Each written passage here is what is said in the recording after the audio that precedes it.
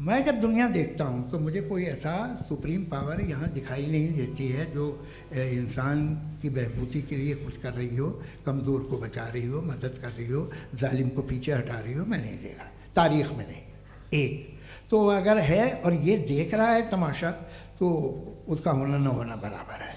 दोम ये कि ये जो है, जब आप ये कहते हैं कि कायनात जिसकी कंटीजेंसी है, मैं देखिए वो लफ्ज़ इस्तेमाल किया मैं, तो ये कैसे हो सकती है भाई? और फ़ौरन आप सरेंडर कर देते हैं कि जाहिर है कि इसका बनाने वाला तो इससे 10,000 गुना था कॉम्प्लिकेटेड होगा, उस पर आपके होने पे कोई इतराज़ नहीं है। उसे वो टाइमलेस है, वो पहले से था, टाइम तो बहुत बाद में आया, ये सब आप मानने को तैयार है, जिसका आपके पास कोई सबूत नहीं, आपके पास कोई रीज़न नहीं है। आपकी तारीख क्या है मज़हबों की, बिलीफ की, जो खुदाओं का बिलीफ है, ये कॉन्स्टेंटली गलत साबित होता रहा है। मतलब आप कहें कि अरिस्टोटल के ज़माने में तो सब जाहिल थे, वो भी इतने ही यकीन से खुदा पे यकीन रखते थे, जो अब नहीं रहा, ये भी नहीं रहेगा, आप लिख लीजिए। और इसके आसार आपको दुनिया में दिखाई देना शुरू हो चुके हैं। ये बहस क्या आज से 100 साल पहले इस तरह हो सकती थी? यहाँ तक तो आपको हम ले आए हैं। तो सर अरे इनको मदद की ज़रूरत नहीं भाई, ये सेल्फ सफिशिएंट आदमी है, आप क्यों इनकी मदद कर रहे हैं? Sir please. तो ये जो है तमाम बातें अपनी जगह हैं। ये एक पैकेज है। आप अकेले, कोई आदमी ऐसा नहीं जो सिर्फ गॉड को मानता हो, उसके साथ बहुत पैराफर्नेलिया आता है, अलग अलग पैराफर्नेलियाज आते हैं। They have always created chaos in the society. मैं तो आपको सीधा ऑफर देता हूँ कि दुनिया में 10 इम्पॉर्टेंट बिलीव्स हैं। आप एक मानते हैं, 9 नहीं मानते, 9 में आप एथियस्ट हैं, 9 को आप बिल्कुल रीजनेबली मेरी तरह देखते हैं। तो 90 मजहबी आदमी भी 90% एथियस्ट है, वो दूसरे खुदा नहीं मानता, एक खुदा मानता है अपना वाला, बाकियों को कहता है गलत है। अगर आप मानना ही बंद कर दें तो आपका 10% चांस है कि आप सही हैं और 90% चांस है कि आप गलत हैं। मेरा मशवरा है आप मानना छोड़ दिए तो 50% चांस होगा कि आप सही हैं और 50% चांस होगा, 40% आप गेन करेंगे बाय बिकमिंग एन एथियस्ट।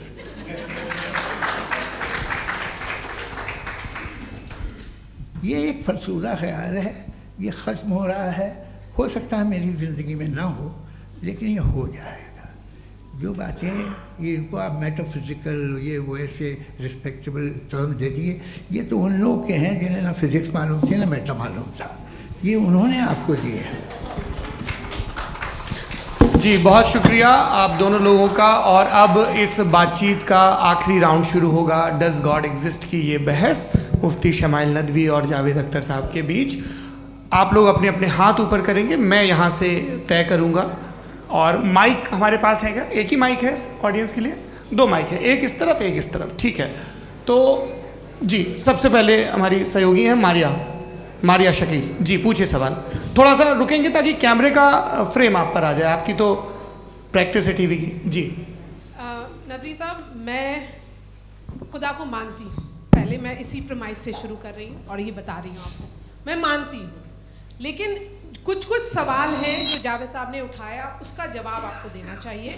पहला सवाल ये कि गज़ा में सालों से छोटे बच्चे मर रहे हैं, वो उनको, अगर खुदा मर्सीफुल है, हम मानते हैं कि अल्लाह ताला में बहुत ताकत है, तो वो बच्चे क्यों मर रहे हैं? दूसरी बात ये कि अगर कंटिजेंसी की जो आप बात करते हैं, पूरे मुस्लिम ममालिक मिल कर के भी उन गज़ा के बच्चों को क्यों नहीं बचा पा रहे हैं? क्योंकि अगर वो चाहते, क्योंकि अल्लाह ताला उन पर हुकूमत करते हैं, सब पर हुकूमत करते हैं, तो वो उनको क्यों नहीं बचा? जी थैंक यू वेरी मच। बहुत अच्छा किया आपने इस चीज़ को जिक्र कर दिया, मैं इसको और अच्छे से एक्सप्लेन करने की कोशिश करता हूँ। देखें, जहाँ तक आपने कहा कि गज़ा के बच्चों को मारा जा रहा है, देखें 2 वर्ल्ड व्यू है, एक एथिस्टिक वर्ल्ड व्यू, एक थीस्टिक वर्ल्ड व्यू है। बच्चे मर रहे हैं दोनों वर्ल्ड व्यू में, लेकिन हमारा वर्ल्ड व्यू कह रहा है कि रिकॉम्पेंस है, ये कह रहे हैं कि उनका मरना बेकार जाने वाला है, कोई उसका रिकॉम्पेंस नहीं है, चूँकि इनके यहाँ आखिरत और अल्लाह का कोई तसव्वुर या गॉड का कोई तसव्वुर नहीं है। आपने ये सवाल किया कि गॉड मर्सीफुल है, क्यों नहीं रोकता? ये मैंने बताया कि ये मिसकंसेप्शन है लोगों के दरमियान कि गॉड को सिर्फ मर्सीफुल और ओमनीपोटेंट समझते हैं। गॉड के सिर्फ यही दो एट्रीब्यूट्स नहीं हैं, गॉड के कई सारे एट्रीब्यूट्स हैं। उनमें से अल हकीम भी है, उनमें से ऑल वाइज भी है, ऑल नोइंग भी है। लिहाजा अगर इस दुनिया में किसी को तकलीफ आ रही है और गॉड उसको नहीं रोक रहा है, वो इसलिए नहीं रोक रहा है चूंकि इंसानों को फ्री विल दिया गया है। ठीक इसी तरीके से अगर एक डॉक्टर किसी छोटे बच्चे को इंजेक्शन लगा रहा है, उसे तकलीफ पहुंच रही है, उसके लिमिटेड पर्सपेक्टिव के एतबार से ये गलत हो रहा है और डॉक्टर बुरा है। लेकिन जब आप ब्रॉडर पिक्चर को देखेंगी, आपके और हमारे पास सिर्फ एक पिक्सल है, हमें इतना नजर आ रहा है कि गजा में कत्ल हो रहा है, लेकिन इसके पीछे कितना रिकॉम्पेंस उनको मिलने वाला है, पूरा पिक्चर गॉड के पास है। तो एक पिक्सल से आप पूरे पिक्चर को कभी भी जज नहीं कर सकती। आप इसमें कुछ जोड़ना चाहेंगे? आपको कुछ बोलना है इसमें? भैया आपने बहुत अच्छा जस्टिफिकेशन दिया। या आप वो जो वहाँ के प्राइम मिनिस्टर इजराइल के उन्हें भेजिए, वो बहुत खुश होंगे। आप जस्टिफिकेशन दे देना कि अगर गॉड नहीं है तो बच्चे क्यों मर रहे हैं, आप बताएं। वो ये सवाल पूछ रहे हैं कि अगर आप ईश्वर का अस्तित्व नहीं मानते हैं तो उन बच्चों की मौत को आप कैसे इंटरप्रेट करते हैं? भाई ये दुनिया जो है, जो ताकतवर लोग होते हैं वो एक नाइंसाफ़ी करते हैं। तो ये अच्छा काम है आपके नज़दीक, तो नेचर नाइंसाफ़ी पे मबनी है। अरे मेरे भाई, आप नेचर की कहाँ बात कर रहे हैं, तो इंसान की बात। तो फिर जब मैं इंसान की बात कर रहा था, आप नेचर की बात करने लग गए। क्रॉस एग्जामिनेशन नहीं। हाँ, अब आप मुझे बोलने नहीं देंगे तो अलग बात है, आप बोलिए, मुझे कोई जल्दी नहीं। जी नहीं, ये क्रॉस एग्जामिनेशन मुझे बोल तो लेने दीजिए। जी बोलिए। क्या बात ये है कि ह्यूमन सोसाइटी तभी साथ में रह सकती है जब वो मोहब्बत से, एकता से, एक दूसरे के एहतराम करके रहे। इसके अलावा पॉसिबल नहीं है, अकेले तो इंसान रह ही नहीं सकता। वहाँ पर कुछ लोग हैं जो फाउल करते हैं, वो फाउल हमेशा से तारीख में होता आया है। आज ये हो रहा है, जो हो रहा है बहुत बुरा हो रहा है, बहुत जालिमाना है, बहुत जाबराना है। उसको आप कहें कि ये बच्चों को कॉम्पनसेशन मिल जाएगा या इसकी इंजेक्शन है, इंजेक्शन तो हेल्थ के लिए दिया जाता है। आप ये कह रहे हैं कि ये बच्चों की जो धज्जियां उड़ रही हैं ये इंजेक्शन है, ये टेस्ट है, ये टेस्ट है और उस टेस्ट में उनको ऐसा रिकॉम्पेंस मिलेगा जो आपके तस्वुर के बाहर है। ये आप 3 बरस के बच्चे को बारूद से उड़ा के टेस्ट ले रहे हैं, वाह। वो नहीं ले रहा है, खुदा नहीं उड़ा रहा है, इजराइल उड़ा रहा है। जी, ये तो उसको कंडेम अगला सवाल लेते हैं प्रोफेसर पुरुषोत्तम अग्रवाल। मुफ्ती साहब, एक निवेदन आपसे है कि कम से कम थोड़ा सा माइक क्लोज एक रिलीजियस और फिलोसफिकल मैं प्लीज। एक रिलीजियस और फिलोसफिकल ट्रेडिशन है जो ब्रह्मांड को यानी यूनिवर्स को ही अंतिम मानती है। सर्वम खलु इदम ब्रह्मम, this is Chandogya Upanishad, and it completely rules out the existence और नेसेसिटी, आपके शब्दों में necessity of a creator. The creation itself is the creator. तो एक minute please.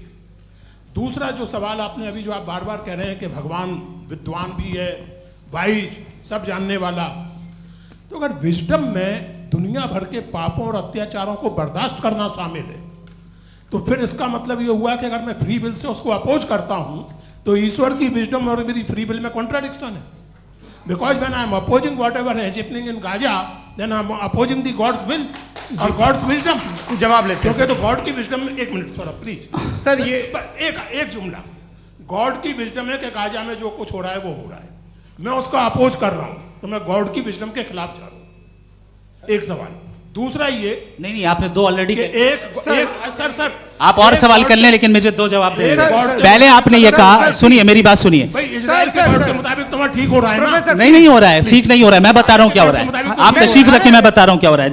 Let me complete please. एक सेकंड गाइस, एक सेकंड। ये देखिए, ऐसा है कि ये सब बड़ा आपस में विचार विमर्श के बाद ये तय हुआ था कि कुछ नियम बना लिए जाएं ताकि एक टाइम बाउंड बातचीत चले। और भाई साहब, आप बड़ा ज़रूरी काम कर रहे हैं, लेकिन कैमरे के फ्रेम में आके उस काम को गड़बड़ कर दे रहे हैं। ठीक है गुरु, अब मेरे को कहीं का गुस्सा कहीं निकालना था, सॉरी। नहीं, कोई गुस्सा नहीं है जी। तो प्रोफेसर ने सवाल पूछे, आप उनके जवाब दें, और थोड़ा ये सब लोग थोड़ा ख्याल रखें भाई, सवाल संक्षिप्त रखें जी। आपने 2 सवाल किया। सबसे पहला ये कहा कि हमारे पास ये कॉन्सेप्ट है कि ये यूनिवर्स खुद नेसेसरी बीइंग है, creation itself is the creator. How irrational is this कि मैं एग्जिस्ट